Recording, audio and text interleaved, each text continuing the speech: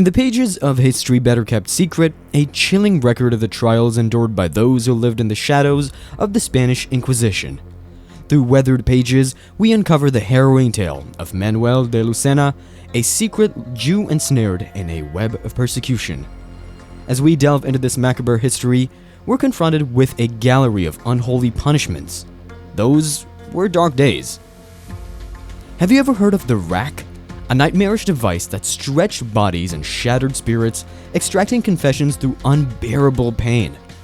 Or the chilling grip of the Strappado, where the weight of one's body led to dislocated limbs and tearing them apart. The Spanish Inquisition began in 1478, lasting over 300 years. Its goal was to stop what the monarchy considered heresy. The Inquisition operated in Spain, Portugal, and the Spanish colonies like Mexico. It focused on people known as conversos, who were Jews forced to become Catholic but still practiced Judaism secretly. Manuel de Lucena was one of these conversos. He led a group of Mexico City conversos who secretly held onto their Jewish beliefs. Antique pictures show the Spanish Inquisition as really cruel, with masked inquisitors hurting people without care. But Hassner learned a different story after reading lots of old papers. Yeah, they did torture, but not just to punish or get confessions. They didn't use it like Iraq or El Salvador later on. The rack. Imagine being laid out on a wooden frame, your wrists and ankles secured to rollers at both ends. Now, picture those rollers slowly being turned, your body stretched to a point where your joints start to pop, your muscles tear, and unbearable pain shoots through every fiber of your being. This was the dreaded rack, a nightmarish device used to make people admit to things they might not have done. The fear of being put on the rack alone was often enough to force confessions. The rack wasn't just about physical agony.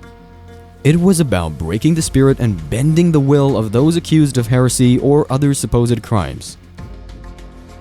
The Strappado. Think of yourself being suspended in the air by your tied wrists, the weight of your own body pulling at your arms, and your feet barely touching the ground. Then, suddenly, you're dropped, your body jerks to a stop, your shoulders dislocate, bones might break, and searing pain engulfs you. This was the Strappado, a cruel method that aimed to make you talk. Besides the excruciating physical hurt, the mental toll was immense. The feeling of helplessness and vulnerability as you dangle there completely at the mercy of your tormentors was beyond terrifying. Water torture.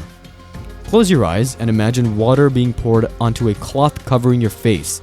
You can't breathe properly, panic sets in as you gasp for air, and the sensation of drowning takes hold.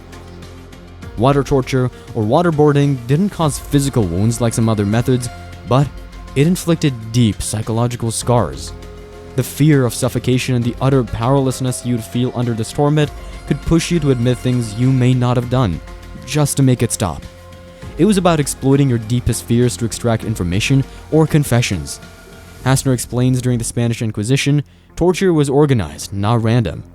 They had experience and used it carefully like a system. They didn't think a quick painful moment would make people tell the truth. They knew tortured people might lie to escape pain. So, they were doubtful about torture.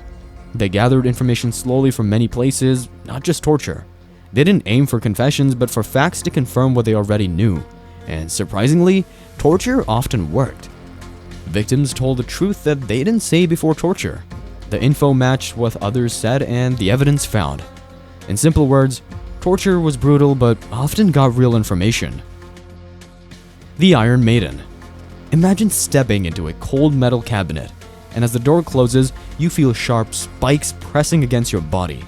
The spikes pierce your skin, causing a mix of pain, fear, and helplessness.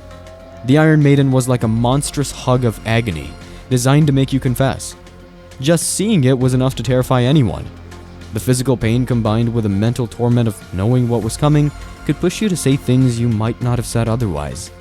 It was a cruel way to twist the truth by using your own body against you.